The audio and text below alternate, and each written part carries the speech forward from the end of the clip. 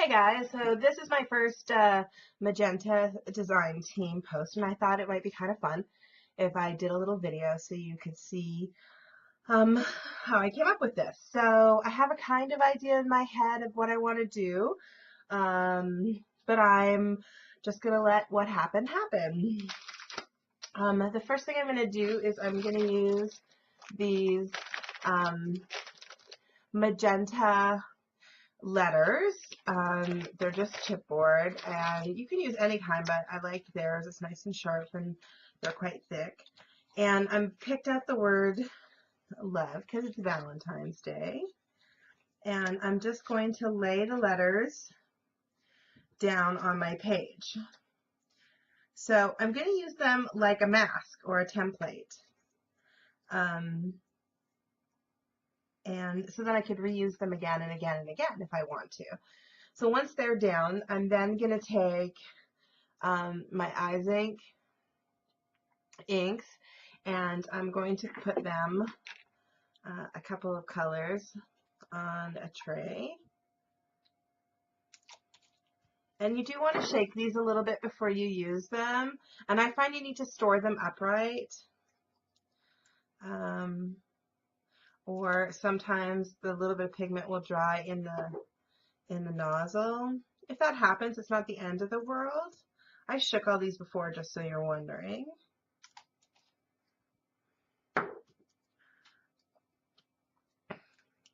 Still have it to shake again. Alright, so I've got the little bits down. Then I'm going to take and spray a little water into each little cup. And then I'm going to take a paintbrush, and I'm going to just mix this. Might need more water. And then I'm going to take another paintbrush, and I'm just going to take the handle of it, and I'm going to tap this brush over the handle. Now what this does, rather than flicking it old-fashioned ways, is that it forces the paint downwards instead of outwards, so you get a little more control, which when you're doing this is kind of a good thing because you want that uncontrolled look, but you don't necessarily want to spray your entire desktop.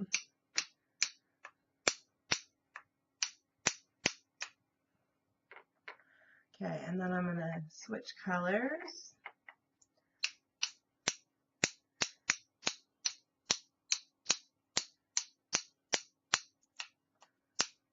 And I'm just going to repeat this with a bunch of different colors.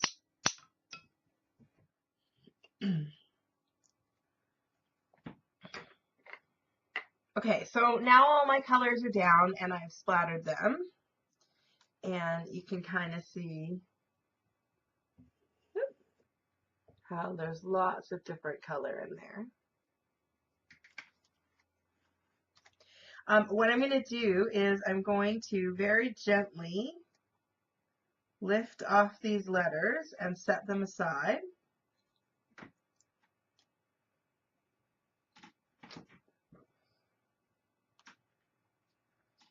And I'm going to dry it. Okay, so the next thing I'm going to do is I've dried off all of the excess ink off of this, and I've dried this so it's dry to the touch. One of the greatest things with the eyes inks is that that's permanent now, so I can layer stuff on top of it and it's not going to go anywhere, which is kind of nice. Okay, so I put this back in. What you have to decide is what letters you want to be on top. So I kind of like my O on top here, so I'm actually going to line it back up, and I'm going to trace it first, because its lines are going to be on top of the other letters.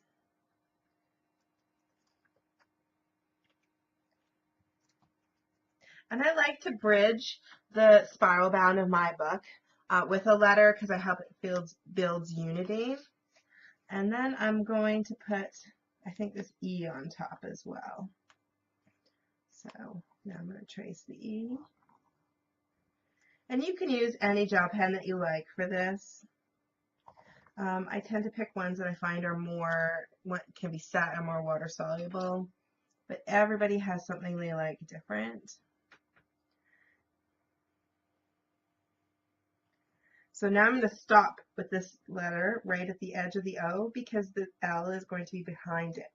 So rather than tracing the whole letter, I'm just tracing the outside to the edge of the other letters.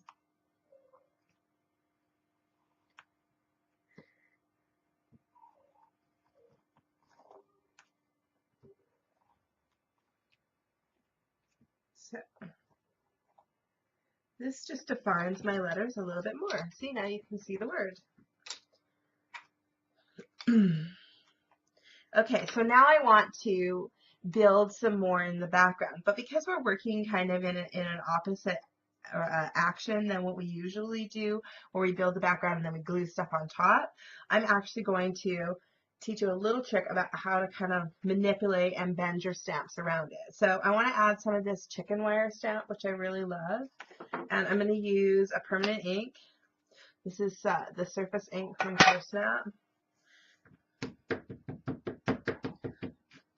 And you'll notice that I didn't put my stamp on a block because I'm actually going to bend my stamp after I put it down so that it goes around the images that I want it to go around, but not on top of what I don't want it to go on top of.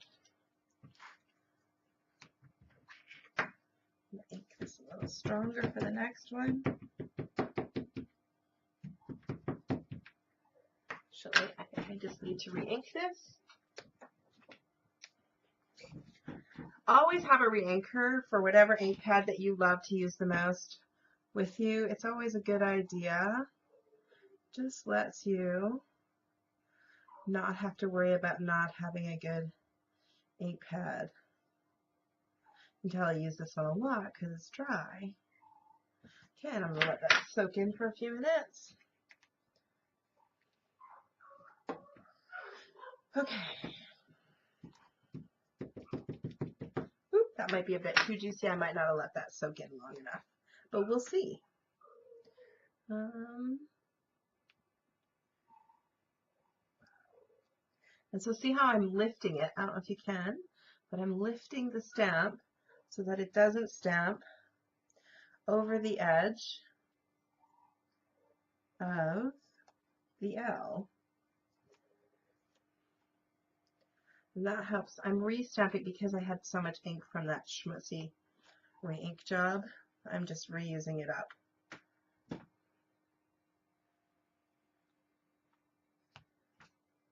Same thing here. Adding bits. And here I don't want to stamp the whole image, so I'm just going to stamp the corner of it. So now see how I've added that chicken wire stamp, which I love, to the backdrop, but without actually going over top of my first one. That's the one thing about cling stamps that makes them so versatile, is that you can use them with a block or without. Okay, next stamp. Let's see, what am I going to do next? I think I think I need to add maybe just a little bit of color to this. So I'm going to take this stencil. I like to put the duct tape around the edges of my stencil. It just gives it a little more weight in your art journal, makes them store a little bit easier. Also, if you're using with sprays, it gives you a little bit more space to kind of spray off. So I'm going to do this, and I'm going to go back in with some of my eyes inks, and I'm going to use one of these very complicated makeup sponge tools that I just buy at the dollar store. I like the density of a makeup sponge. It doesn't leave any bubbles or anything like that. So I think I'm going to do a little more pink because it's Valentine's Day. This color is geranium. This is probably one of my most favorite colors. I use it a lot. And I'm going to just put a little bit of the eyes ink onto my sponge, and then I'm going to just sponge it right onto my page.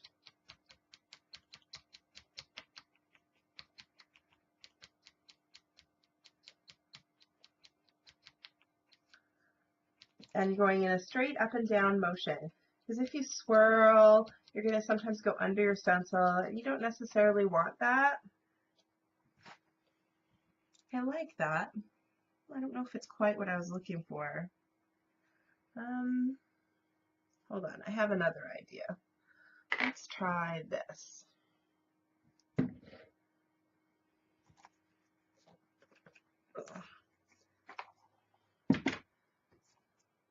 I'm going to take a little gesso this time.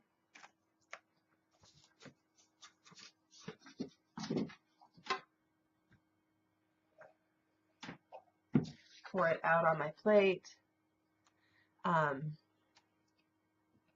Put a little sponge.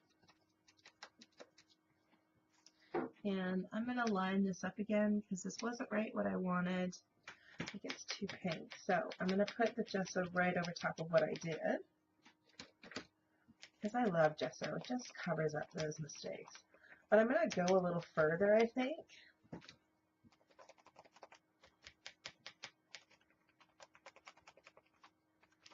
And I'm going to add a little bit more.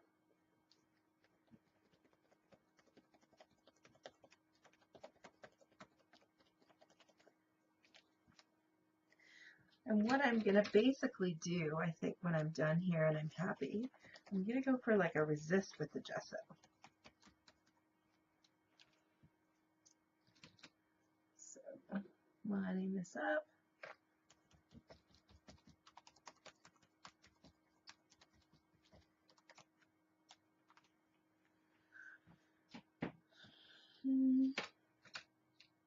Maybe a little bit down here too. And I'm just going right over top of the eyes inks, right over top of my stamping, not over top of my letters though. Once that's done, I'm going to dry it. Pink ink that was in my sponge and that was already on the page came up through the gesso. That's okay. I like it. I'm going to just go with it. The more interest you have, the more layers you have, the better I think it turns out. So I'm going to put a little more water left in that eyes ink. And this time I'm going to use this like a watercolor. And I'm just going to wash it kind of loosely over top. Use a little bit of the orange and a little bit of the yellow. I have some black still in this brush, so it's really muting it. I'm going to wipe out the brush here. Give myself a little touch more yellow. A little water. There we go. That's a bit brighter. I'm going to put a little bit here. A little here.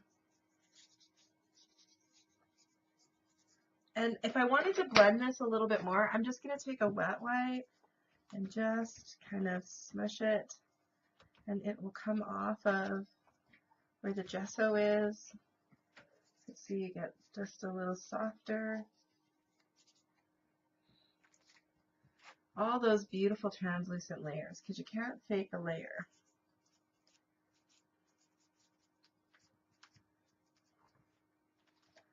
Okay, so I'm loving where this is going. Okay, and then I'm going to add a bit of shadowing.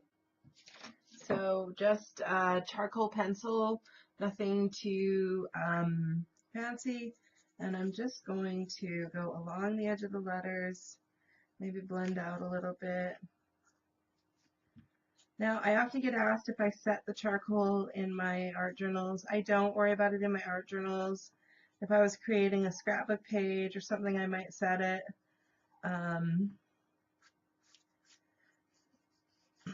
Or definitely art that's going to hang on the wall, I'll set it. Just because then it doesn't go anywhere, but I'm not too worried because my art journal is mostly about process and enjoyment, not about my finished product. Okay, and notice that I'm not going around every letter. Notice that I'm not creating like a big halo around my letters. And those spots where, you know, I didn't necessarily draw perfectly, I can fix that up now with this charcoal pencil so that you don't even see it.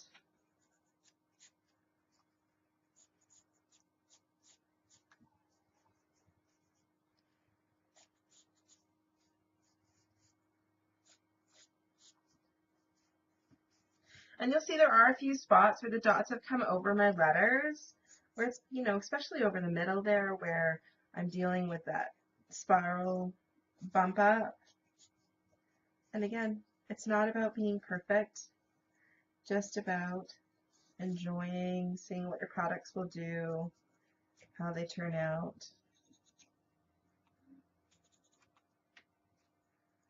Get right into this little center here. Emphasize that love a little bit.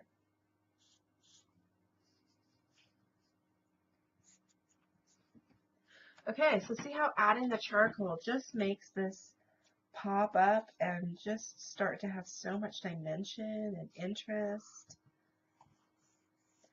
Truthfully, I kind of get lost in this stage. Sometimes I go a little far, but I don't know if there's such a thing as going a little far. Let's see, what am I going to do next? I think I want to add some hearts. So this is a piece of magenta, beautiful pattern paper, and I'm going to just cut a little chunk of it out here. Then I'm going to cut some hearts. Don't be intimidated to freehand cut things. You know, they say using scissors and doing stuff like freehand cutting, it staves off Alzheimer's, dementia, and all those things. So it's never a bad thing for your brain to create like this. So I'm just going to give myself a couple of little hearts.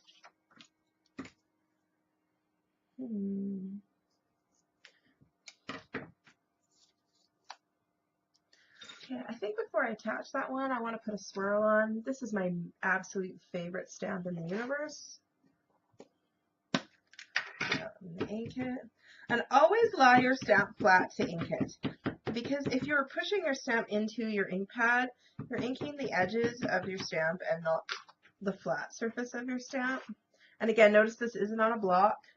And that lets me sort of manipulate where the stamp will go and where it won't go.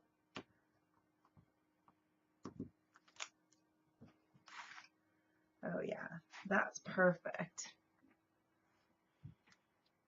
And then let's do one on the other side here. This stamp I literally could add to every single page.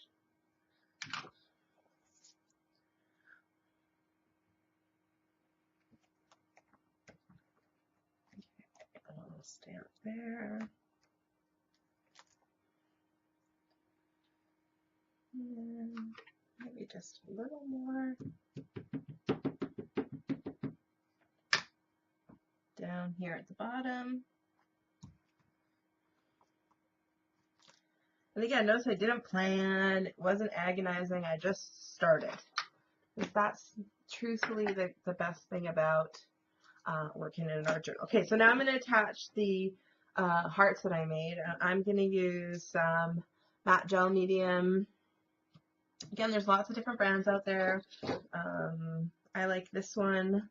Let's use a clean brush. A clean brush is always a good idea when you're switching to your gel medium.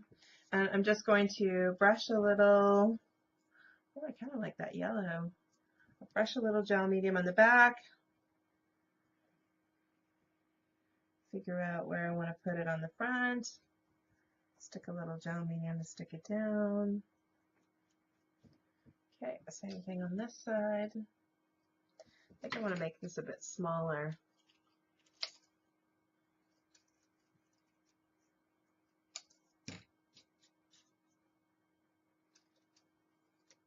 Okay, and again, brushing some gel medium on the back. Stick it down where I want it. Brush a little gel medium over the top.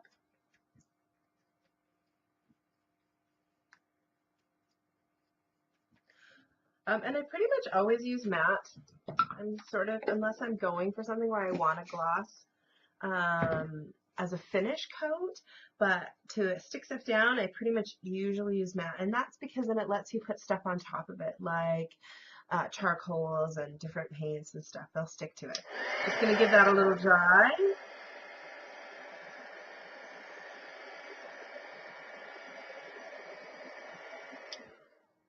Actually, as I look at this, I think I need some more little ones. And again, it just has to be dry to the touch because you're not baking cookies. So just make it to the point. Now, one of the things I do like to do when I attach any kind of paper is do something to sort of incorporate it. So I'm going to actually add a little shadow, which will make it feel more like part of the page. So now I'm going to just cut out my photo.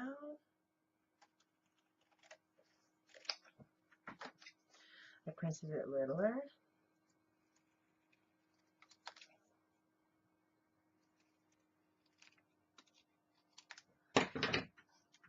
Okay, see, that's much better on the page. Okay, so to attach my photo, I'm just going to use kind of my favorite all-purpose glue, which is 3-in-1. It kind of sticks anything to anything. So I'm just going to put a few little dabs of that. Stick that down. And it's not going anywhere. Now, when I look at this, I think not quite as Valentine's-y as I kind of would like it to be. So I think I'm going to add a little bit of pink. So I'm going to go back to my Eyes inks. Give myself a little more drop of the geranium. And again, some more water. And pick up my brush from before. And we'll do a little mixing. And I think I'm just going to just drop in some little tiny hints of pink. Now because this is water soluble until it's set, you can even just soften that edge. See if I can just spray a little water on that and it totally softens that edge. So get a little shadow of pink, kind of like it's underneath the love. And again, I'm just going to do a little shot of the water. Oops. That went a little where I didn't want to. That's what wet wipes are for. I say most versatile, our journaling tool ever is a wet wipe. And I'm going to do a little here, and a little there. Let's do it up around the edge of my photo. Blend it out.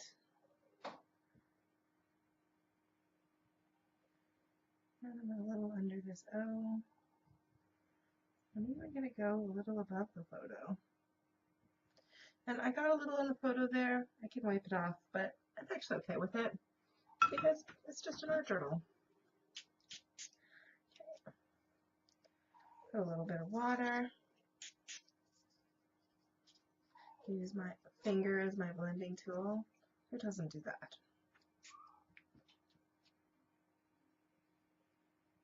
I noticed that the other colors that we put down before, because I heat set them, they didn't go anywhere. Just sort of nice that you have that flexibility to create those multiple layers without them affecting each other. So yes, I'm much happier with the extra pink on there. I think that just adds to it.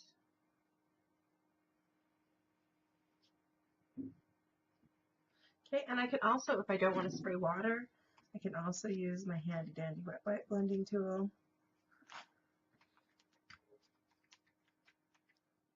Okay, I think I'm done.